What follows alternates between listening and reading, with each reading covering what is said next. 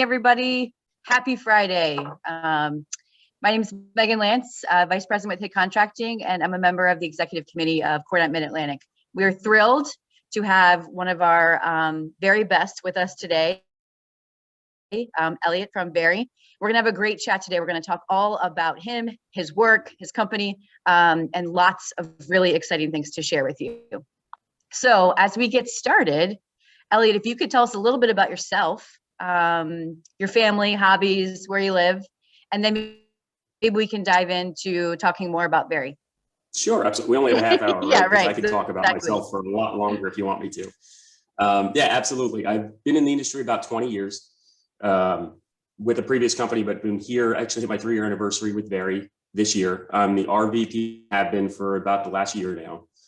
I'm from originally New Jersey, moved down, came to undergrad and grad school at University of Maryland for math and economics, and kind of just stayed here. Ended up through an odd source, ended up being a cheerleader through a long, drawn out thing, and ended up meeting my wife that way. We both cheered on the Ravens together and ended up meeting, falling in love, getting married. And so now we live here in Catonsville, have 3 beautiful teenage kids, and still just trying to keep up.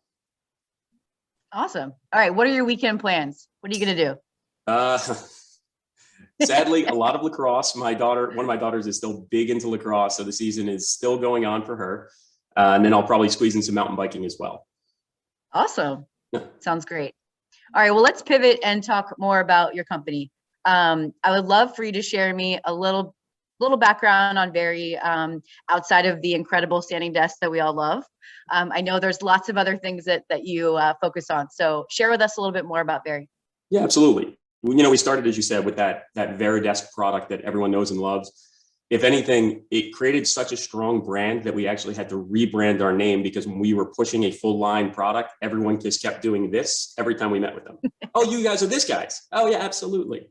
So about a year ago, we decided to rebrand, really focused on more than just that height adjustable converter, because we were more. We wanted to get really into full line offices, focused on everything from desktop, desks, soft seating, power solutions, walls. We can outfit an entire space from soup to nuts, and we want to be able to do that. And we do it a little bit differently. We don't go through the normal dealer channels for a specific reason. We're actually direct to the consumer, with really a lot of value focused on in stock versus made to order. Okay. And really with a hyper vigilance on speed. Absolutely. Okay.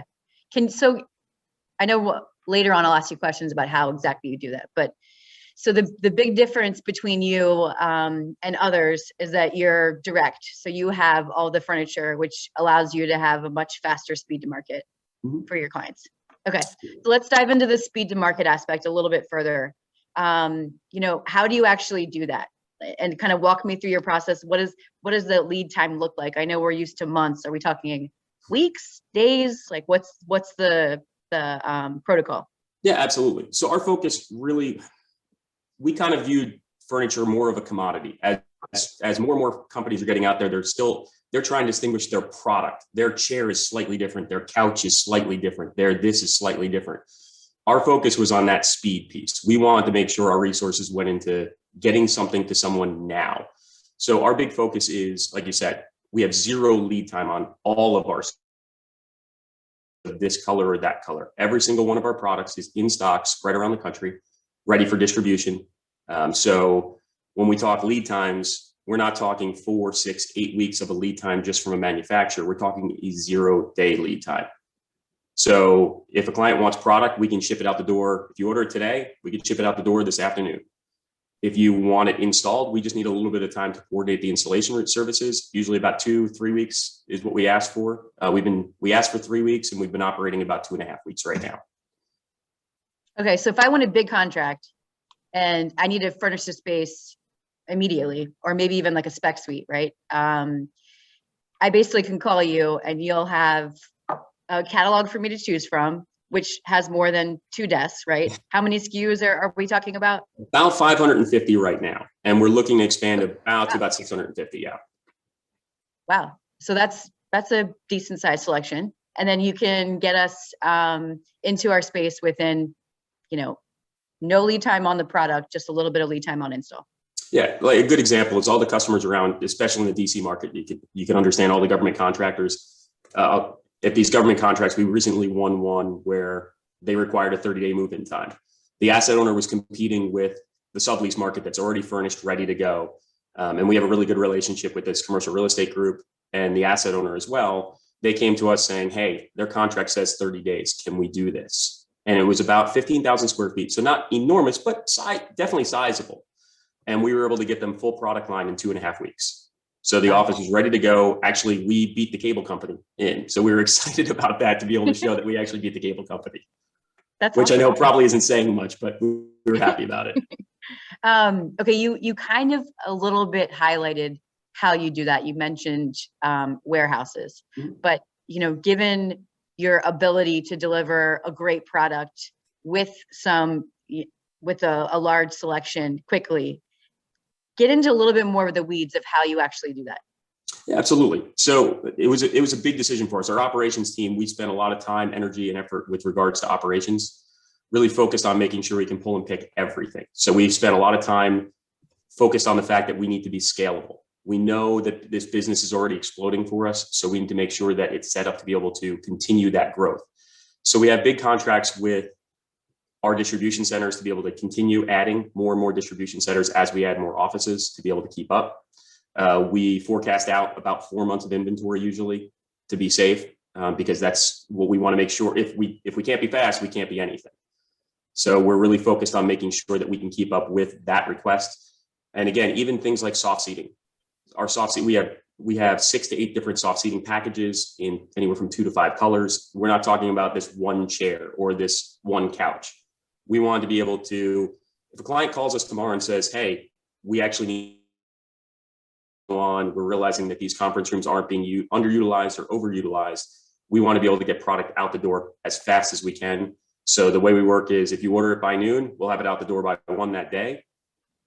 And if you want install, we have a design team to be able to work on the CAD drawings to be able to get the layout done. And because we don't use the traditional dealer network, which, believe me, I have a lot of friends in the dealer network as well. It's great, but there's a disconnect between this manufacturer and dealer and then the install. So there's not really somebody who's focused on the overall customer. And that's really where it is for us, is that logistics first piece. That's fascinating that you focused on the logistics, and then obviously you still have a quality product, but it's there and it's able to deliver fast instead of kind of looking at it the opposite way. So I know you mentioned this a little bit, and you've talked a little bit about soft seating, but can you share a little more about just your overall product line, what the furniture is stocked? And then my follow-up question to that would be, I'd love to hear kind of what your clients are saying and how they're receiving, not bespoke every single time, and being able to find something that really works within their budget, their schedule, faster than their schedule. Absolutely, yeah. So most of the product line that we offer is the standard things you'd find: storage, desks, walls, soft seating, chairs. Pretty much 95% of what most offices would, 95 to 100% of what most offices would need is really what we focus on. Executive line furniture, things like that. And with it, we just offered limited colors. So instead of offering 5 different colors of white, I know one manufacturer has 9 beautiful colors of white, and it's a 12-week lead time on getting any of those 9 colors. We offer 1 color of white. We have 5 colors, and that's our focus on our desks. We try and keep it relatively neutral. And if you want to accessorize it to your company colors or anything else, you can do that with accessories versus us forcing, jamming it down at everyone's throat saying you need to do it with the furniture. The furniture has to be this color. But then if I add 10 more desks, well, then I have to wait 16 weeks because I'm not doing a mass order, and I have to pay a lot extra for COM because now I hired 10 more people for this new space. So all of a sudden it becomes this service to manage instead of furniture being able to work around the person. So a good example I'll give you, I won't say the name, but we ended up working, one of our first customers we ever signed was a very popular at-home exercise equipment company. They do a lot of bikes and now other stuff. I'll leave it at that. But when they came to us about 2.5 years ago, they were adamant that they were looking at the other major manufacturers and willing to give us a chance. We had our sales rep had a great relationship there, and they wanted to see what we could do. And they came back to us towards the end of the RFP process and said, I need to change slightly. I need a slight different color and I need a slightly different size of the desks. And our CEO was passionate at the time, and I didn't quite understand it then, of him saying, no, we don't want it. And I'm a sales guy. I'm like, what do you mean no? Like, they're saying yes, let's just do it. Like, we can do it. It's easy. It's simple. We just call manufacturing 6 inches more on the desks and we're good. And he held strong and said adamantly, no, I'm not going to change it, because it's not about this one customer. It's not about even the fact that they might have 5 months today to do their headquarters. It's about what they might need in the future and everyone else. So really, it's about throughput for us. So what ended up happening was the customer ended up going with us, thankfully, and said they sacrificed and said, hey, you know what, we'll deal without it. We'll deal with this color. We'll deal with that. And that was about 2.5 years ago. And then all of a sudden, when the pandemic hit, this company, as you can imagine, everybody bought a home gym, and everybody, it blew up, and they couldn't keep their product on the shelves. They couldn't hire enough salespeople, accounting, you name the department, they kept growing. And again, I understand in the COVID world, it was tough to manufacture for other manufacturers. I understand that piece. Even post-COVID world, that would still be an 8 to 10 week lead time to order additional furniture. They're calling us and saying, hey, we need 15 desks. We need 22 workstations over here. We need a soft seating package over there. And what we can do is we can do that in days. So we were able to turn around before they could get their employees hired. They're not coming in and working on a fold-up desk because they didn't have anything in between, or renting something from court in the short term. They have a master plan done from our designers, and we just work within that range. So they simply call us, it's delivered, and actually with them, they're installing the product themselves, because the whole focus is the product is meant to be installed quickly. So they can install the product themselves. So if they call us today as a matter of fact, we got an order yesterday from them. We got it out the door today. It'll be there by next Wednesday. And they're good to go for their hiring class. It'll start the following Monday. Yeah, that's great. I can speak to your wall product because we have some of it here, and it's very easy to use, take down, move, which has been something that's been so helpful for us in a space that we need super flexible and kind of going in different directions. Yeah. I'd love to shift gears a little bit and talk a little bit about the varied space concept, because that was something that was, I've read about, heard about, learned about, and I would just love for you to kind of share a little bit about how that came about, and then maybe we got a couple of follow-up questions for you too. Absolutely. Varied space was an interesting change for us. There's not very many furniture companies that are willing to buy buildings. So when we were looking to expand, we don't have the normal dealer market out there. So we were trying to figure out how to get our brand out in the field better. And there were a lot of ideas thrown around. And one of them happened to be, what if we bought a building and put our money where our mouth is? The board. And then all of a sudden, our CEO, Jason McCann, who I love to death, came to one of our meetings like, okay, guys, I bought a building. And I thought he was talking about, I don't know, a 40,000 square foot building in the suburbs somewhere. Like, okay, great. Like, I know he really enjoys investing and finding new opportunities. And he's like, it's about a 450, 500,000 square foot campus. And my heart's saying, like, what are we going to do? Like, what are we going to do with it? What's the goal? Okay. And so we ended up using this really as a proof of concept. What turns out, we didn't know if we were going to compete with the co-working space. We certainly don't want to compete with asset owners out there, but we wanted this idea of what our vision was of being able to order and provide furniture as a service more than anything else. So we ended up partnering with Cushman Wakefield at the time, and they told us it would take about 2.5 to 3 years to lease because we were still actually renovating. We spent about 9 months renovating, and by the time we were done renovating the space out just on the suburbs of Dallas, the space was 92% occupied, with a focus on very heavy on the amenities, on the community piece, but also on limited drywall and focus on us furnishing the space because we can turn the space over. And in that discovery, what we figured out, the most important thing to clients right now that we found is they want short-term leases. They don't want to sign 10-year leases anymore. It's not something that they're willing to invest in because Heck, some of the companies we're looking at are trying to only operate for 2 years and then sell to Google. Right. Why commit 10 years of space and 10 years of furniture for something they want to turn over? So our big thing was being able to create space that we could flip and turn quickly. So if you think about the average 10,000, 20,000 square foot space, it probably takes 6 months to flip if a tenant moves out. We can do that in 30 days now. And we wanted to be able to show this via proof of concept. So we've already done that building. We've done a secondary building about the same size for about 500,000 square feet. Our first tenant who moved in there was actually Microsoft for about 200,000 square feet of it. And then now we just broke ground about a month ago on our third building, which is going to be new construction for us, which we're really excited about. It's going to house our headquarters as well. And it should be about 350,000 square feet. We're not taking much of it, about a fifth of it, and we're looking to do the full concept everywhere else.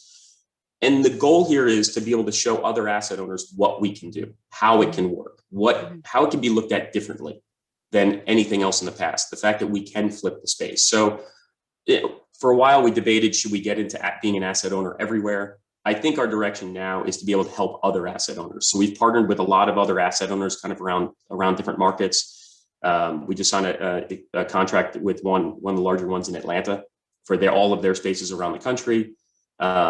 Even in DC, I know we're talking about VeriSpace, but with it, that spec suite, the flipping spaces quickly, we've done, since COVID started, we've probably sold, I think, in the DC market to asset owners here. And of those 50, I think we've leased out about 65% of them. And again, this is post-COVID, because again, we're able to create quick turnable space that can be flipped easily, changed easily. They're not stuck with whatever's they walk into. So we provide an advantage over the sublease market, that's already furnished versus our product that you could walk in and say, this is great, but I need 8 more desks or I need 2 more conference rooms. Okay, give us an hour, we'll have it changed and come back after lunch. Right. And I feel like you can customize in some way, in comparison to just walking in and having to deal with what you have. Oh, absolutely. That's great. So the last 18 months has been challenging for everyone, personal, professional, kind of across the board. I'd love to hear really kind of how you guys weathered throughout the pandemic and really what you see coming out of it as like kind of your long-term trajectory and growth. It's when this first hit, we got together, our CEO, Jason, and our president, Jeff Lamb, got together, had an all hands call with everyone, really focused on the fact that we all want to row together. So we ended up going through the pandemic. We committed early on that we were not going to let one person go because of this. And we're actually still going to continue to take a look at where we can still invest. So we had a lot of successes early, especially when it came from work from home. Our product was that originally in a B2C world. We're set up B2C because we're direct. We don't go through dealerships.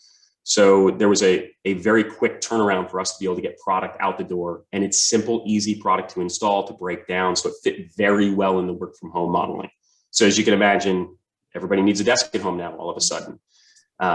So it was very quick on the work from home piece. And that really helped continue our sales as we waited for kind of the industry to change over and see where our opportunities were. And then, as I mentioned earlier, spec suites have been absolutely great for us. It's something that we could do very well, very quickly. Limited investment. I don't mind talking pricing. I'm here to share anything.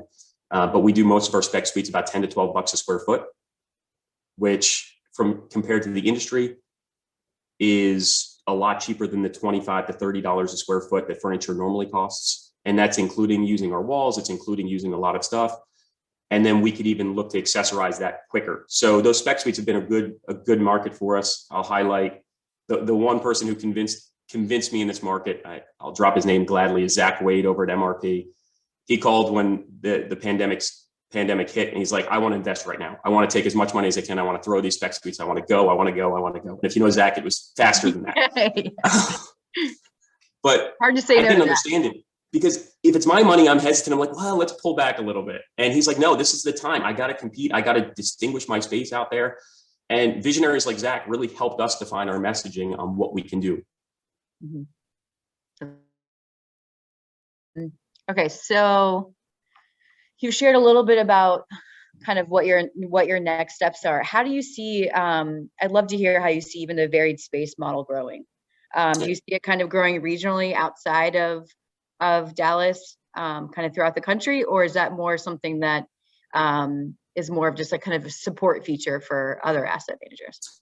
I think the goal would be to, originally, like I said, we were probably considering the idea of being an asset owner everywhere.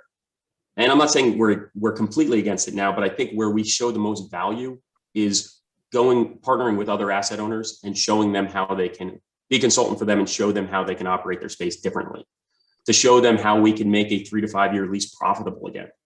Because right now, I think most asset owners are just committing whatever they could commit so their occupancy rate stays high. If they need a 2-year lease, a 3-year lease, heck, 6 months, whatever it can be, they just want people in the door to be able to show something. So I think that what we're here to do is be able to show that we're not just a furniture company. We can be a consultant and show where we can make that space valuable and profitable. So we just had a question come in from the audience. So can you talk a little bit about the quality of your products? Will they last beyond the short-term lease? Yeah, absolutely. So there's great manufacturers and great products out there that are built. That furniture, some of this furniture is built, and I've seen it the last 30 plus years, and it's fantastic. Our product is built the same way, but it's a little bit different. The traditional furniture is built the last 30 years and stay and never move, and it's built like a tank. Our product was physically built to be moved, to be disassembled, to be reassembled over and over again. So, I take a look at, we have companies who reconfigure and restack their space either quarterly or annually, depending on everything. And that's what it's built to be. It's commercial grade with a focus on flexible and with a focus on being able to install quickly. Even our phone booths are able to be set up within 15 minutes. They're on wheels. The casters will drop down and we can actually move the phone booths within the space. So it's a little bit different than traditional built and never moving furniture to built to last, but be able to be moved over and over again. So there's another question that just came in about if you've had any distribution and trucking issues, just given the constraints on logistics. No. So domestically, no, we've been able to work through everything as well, pretty well, just because of our network that we have. Internationally, we have seen some constraints and some of these pain points that everyone else is seeing as well. We're not averse to that, but where we've done really well is we have so much inventory domestically already. We're not talking about made to order where I'm waiting to, Megan, if you order a couch, okay, now I'm going to order the fabric. That's not the case with us. So now the fabric is delayed. Now the couch is delayed. Cushions are delayed. Everything gets delayed and it stacks and stacks and stacks. For us, we're operating 4 or 5 months ahead of time. So we're already having everything in production 4 or 5 months ago. So if we do hit a snag, it's not as big of a snag because it's not made to order product. But it is a change for customers to say, hey, you can't get that couch. You can't get that. You can't get it in pink. You can't get it in yellow that fits your color. It's not that. But what I can do, I'll joke around because sadly not joking, is I ordered some outdoor furniture for my wife and I for our anniversary. You know what the expected date of delivery of this is? It's November 7th. When did you order it? Through about 3 weeks ago. And it's November 7th. Yeah, for us. We ordered outdoor furniture in October of last year to try to have it for this spring, and it's still not here yet. Oh God, don't tell me that. It's going to be worse and worse. I was late on my anniversary, so thanks for the reminder on that. All right, well, I think we're wrapping up here. I don't know if anyone else wants to throw any other questions in the chat. I think we've covered a lot. Certainly learned a lot more from you about your offerings, your products, your process. I love that you focused on logistics first and figured that out, and then really were able to, grow the company from there. That's so smart. And I can't leave the call without bringing up the fact that Brian Alvarez has been a treat to work with forever. Thank you for coordinating all this. And for those of you who don't know, I was actually able to be the first person, I can say I'm the first person to ever hire Brian in the corporate world out of college. His uncle begged me to hire him, and we didn't see much in him, but man, he has taken his career to a whole new level. It's been very exciting to watch. Well, I have to say, on behalf of CoreNet, we absolutely support you and really appreciate everything you've done for our chapter. Oh, thank you. So with that, I will wish everybody a great weekend. even on the lacrosse field, wear some sunscreen, and hope everyone has a great weekend, and we'll see you soon. Perfect. Thank you.